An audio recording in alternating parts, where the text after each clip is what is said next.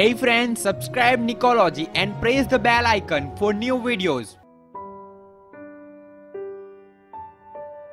कुछ सालों पहले की बात है। एक गुरु और शिष्य कहीं से गुजर रहे थे। चलते चलते वो एक खेत के पास पहुंचे। दोनों को प्यास लगी थी तो वो खेत के बीचों बीच बने एक टूटे फूटे घर के सामने पहुंच गए और वहां जाकर उन्होंने दरवाजे को खटखटाया। गुरु और शिष्य पहले से चौंके हुए थे क्योंकि खेत बहुत ही बड़ा था और अच्छी और उपजाऊ जमीन भी थी, लेकिन उसकी हालत देखकर लगता था कि उसका मालिक उस पर जरा सा भी ध्यान नहीं दे रहा है। जैसे ही दरवाजा खुला, अंदर से एक आदमी निकला, उसके साथ उसकी पत्नी भी निकली और 3 बच्चे भी थे। सभी फटे पुराने कपड़े पहने हुए थे। गुरु ने बहुत ही विनम्र आवाज से बोला, क्या हमें पानी मिल सकता है?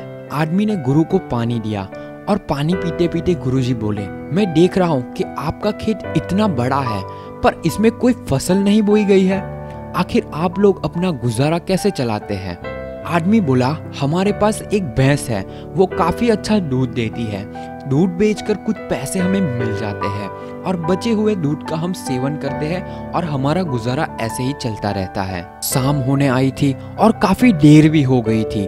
गुरु और शिष्य ने सोचा कि आज की रात हम यहीं पर गुजारा करेंगे। उन्होंने उस आदमी से अनुमति ली और वो वहीं पर रुक गए। आधी रात हो चुकी थी। गुरु ने अपने शिष्य को उठाया और एकदम धीमे से उसके कानों में बोला, चलो हमें अभी यहाँ से निकलना है और चलने से पहले उसकी जो भैंस है उसे हमें ले जाकर कहीं जंगल में छोड़ देना है। शिष्य को अपने गुरु की बात पर जरा सा भी यकीन नहीं हो रहा था, क्योंकि जिस गुरु से वो बहुत सारी चीजें सीखा हुआ था, उसी गुरु ने किसी का बुरा करने के लिए बोला था। फिर भी वो उसके गुरु थे, इसलिए गुरु की बात वो मना नहीं कर सकता था। आखिर में गुरु और शिष्य जंगल की ओर निकल पड़े और भैंस को ऐसी जगह पर छोड़ दिया जहाँ से आना मुश्किल था। यह घटना शिष्य के मन में बैठ गई थी और करीब 10 साल के बाद एक बड़ा गुरु बना। तब उसने सोचा क्यों ना अपनी गलती को सुधार लिया जाए और उस गलती को सुधारने के लिए उस आदमी से मिला जाए और उसकी आर्थिक मदद की जाए, जिससे उस व्यक्ति की आगे आने वाली जिंदगी खुशहाल जिंदगी बने। और वो निकल पड़ा उस आदमी की मदद करने के लिए। कुछ टाइम चलने के बाद वो शिष्य वहीं पर पहुंच गया जहाँ वो पहले पहुंचे थे, मगर वो फिर से चौंक गया। वहाँ पर उसने देखा बहुत बड़े बड़े से फल के पेड़ लगे हुए हैं, एक बड़ा सा घर बना हुआ है। शिष्य को हुआ कि शायद भैंस के चले जाने के बाद वो परिवार सब कुछ बेचकर चला गया होगा, इसीलिए वो वापस लौटने लगा। तभी उसने वो आदमी को देखा।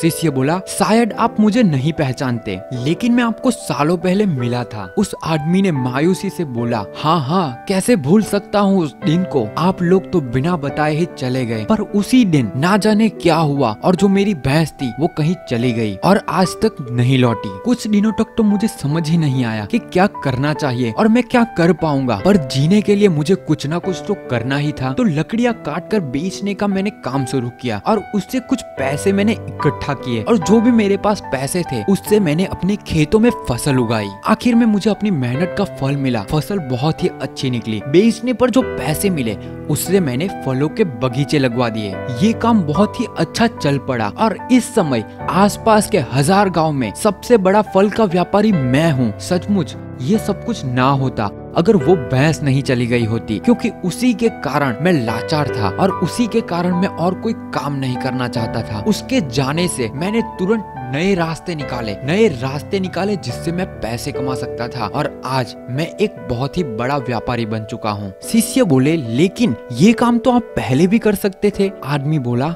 कर सकता था, लेकिन तब मेरी जिंदगी बिना मेहनत किए भी चल रही थी। मुझे कभी लगा ही नहीं कि मेरे अंदर भी इतना कुछ करने की क्षमता है, तो कोशिश ही नहीं की मैंने। लेकिन जब मेरी भैंस चली गई तब मुझे एहसास हुआ कि मैं दूसरा भी काम कर सकता हूँ जिससे मैं अच्छा खासा पैसा कमा सकता हूँ और मेरे बच्चे, मेरी पत्नी को और अच्छी भी जिंदगी दे सकता हूँ। इसीलिए मुझे कुछ ना कुछ तो करना ही था और मैंने तब ठान लिया था कि अब मैं जो भी करूँगा पूरी मेहनत के साथ करूंगा, अपने दम पर करूंगा और आज इसीलिए मैं इस मुकाम पर पहुंचा हूँ। मॉरल ऑफ द स्टोरी, सोचिए कहीं आपकी जिंदगी में भी तो कोई ऐसी ही भैंस नहीं जो आपको एक बेहतर जिंदगी जीने से रोक रही हो। उस भैंस ने आपको बांध कर तो नहीं रखा है। अगर आपको लगे कि ऐसा है तो आगे बढ़िए, हिम्मत करिए, अपनी रस्सी को काटिए, आजाद हो जाइए। आपके पास खोने के लिए बहुत ही कम चीजें हैं, पर सोचिए अगर आप सक्सेसफुल हो जाएंगे तो पाने के लिए पूरा जहान है आपके पास। जाइए और उसे पाकर दिखाइए और अपनी जिंदगी को एक सक्सेसफुल जिंदगी बनाइए। दोस्तों, ये कहानी आपको पसंद आई तो लाइक जरूर कर दीजिए और अपने दोस्तों से जरूर शेयर कीजिए और इस चैनल को सब्सक्राइब कर लीजिए। ऐसी ही स्टोरी और स्पीच मैं आपके साथ शेयर करता रहूंगा। मैं हूं नीरज पटेल एंड मिलते हैं अगले वीडियो में। तब तक के लिए stay inspire and stay fearless.